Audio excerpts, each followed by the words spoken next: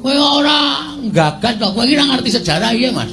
Lho, kowe ora basa karaku, tak basanono wong sampean wis ora ngajeni karo aku. Sampeyan karo apa dadi Nalendra, nek karo para kawula ngajenono. Kowe aja gleleng dadi ratu ae. Kowe aja gaya dume lungguh kursi sing dhuwur. Ning aku nek gelem nglumpukke masyarakat tak jak demo telung kejeping paningal nrubuh saka kursimu kowe. Aja sok unek-unekke masyarakat cilik kaya ngene iki tandani. Sampeyan iso ngejangkrang sira tumpang neng kursi iki mergo tak coblos mbaya sembodo. Biyen sampeyan ling beseli aku pira tok kon dadi tim sukses, ha? Karo tok janjen-janjeni kene iki sesuk tak bangun aspal tak aspal kene esuk tak cor kene esuk tak nehi toilet kabeh ya ming telek nek magang iki kaya janjine kaya dara pekalangane nek wis dadi lali micek mripate wong sabar kok ora sabar ora ngene iki ora wedi kok sawa-sawa terus ya wis aja tak elekke ya aku ngelek to lah ya engko gampang kanggo bengok-bengok sedela wis ning krujuk ya wonten. Ya rasa bengok-bengok ora. Mau mangan ora? Mangan urang. Oh. Glepunge tok ya ora apa-apa. Lajeng napa sampean? Arep pripun? Lajeng takon ngejak apa sampean? Wis rasa kekian gunung saiki iki Bali. Nun, saiki iki Bali. Bali piye? Ora samboyong Pandhawa, Bali. Kowe ora wedi karo aku. Kowe ora wedi karo aku. Yen nganti aku iku nesu ana para kawan tak glantang tenggala kowe mati. Salah, sampean salah.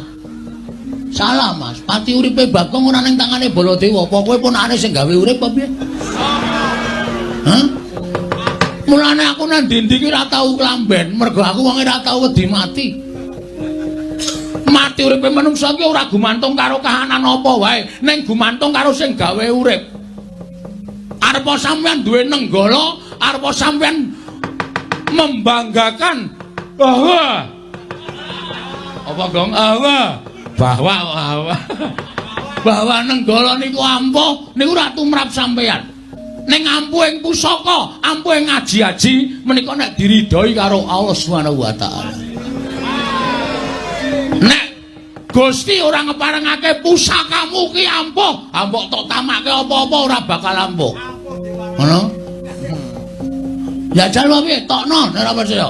Nek iso mlebu nang wetenge Bagong, berarti aku dipesthekke mati saka tangane Prabu Baladewa. Nek nek Bagong ditamani nenggala ora apa-apa, kewirangan kowe bol. Lho. Bol piye? Jenengmu sapa? Baladewa, tundang bol kok ora gelem. Apa kon mundang boyok ngono? Dhuwure bol. Dhuwure bol jengkulmu ora. Cangkem ora.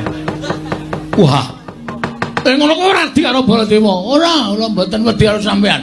Bebasanipun ngaten sinuwun.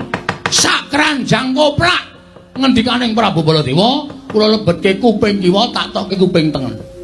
Ning sekelimah ngendikaning Sinul Prabu Duryudana. Lho. Puntadewa Gong. Wah, Puntadewa lali. Bakal kula agem. Badhe kula agem lan badhe kula estakaken dawuhipun. Parap paruswaning jajalan. Yen ngono cetha kowe wani karo Baladewa. Cetha kowe wani karo Baladewa. Wis kowe saiki bali kono karo bapakmu. Bapakmu iki kon eling, bapakmu iki kon mulat karo kahanane. Bapakmu ki wong sekeng, bapakmu ki wong ora duwe. Kok arep bangun kayangan iki gablek apa? Mbok kon ngilo karo cengele. Mbok kon ngilo karo kahanane. Bapakmu ki wong melarat kok bangun kayangan ki ora ndelok karo kahanane bapakmu kuwi.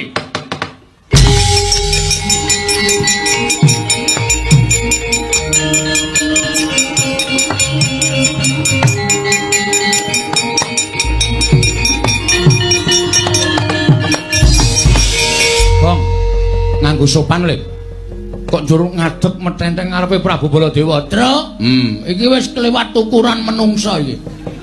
Tegese piye? Sing dinyak udu aku neh, ning babe. Babe sapa? Babe Semar. Ayah. Ngono. Ame Bagong kok nyebut kok ayah ora. Bapak Semar. Bapak ki wong sing paling tak hormati, Tru. Piyai sapa ngendikake bapak ki tangan tengene sing gawe urip. Mula sapa sing wani karo bapane kuwi bakal entuk hukum sing ora ana pangapura selawase urip. Siji, bakal nampa rekoso uripe, angka loro lawanging kanugrahan ditutup. Wong urip ning donya iki nek lawanging kanugrahan ditutup, arep ngopo wisan? Wis ora duwe pengarep-arep apa-apa.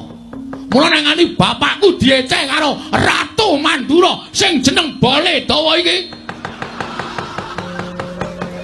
Baladewa iki aku ora trima to. Gong niku malah dadi geger kriwikan, dadi grojokan, geguyon, dadi tangisan. Nek kowe ra wani mulya. Mulya ana. Kalakonane dhewe nang kene. Edan malah nyemprot-nyemprot idune. Aku ora ngraup to. Hus. Prabu Baladewa. Iye. Kowe aja sak kepenakmu dhewe ngonekke aku. Rada mundur sing nuwun. Iya. Mundur apa tak nesoni? Iya wis. Nek ngene iki ra wedi sapa-sapa.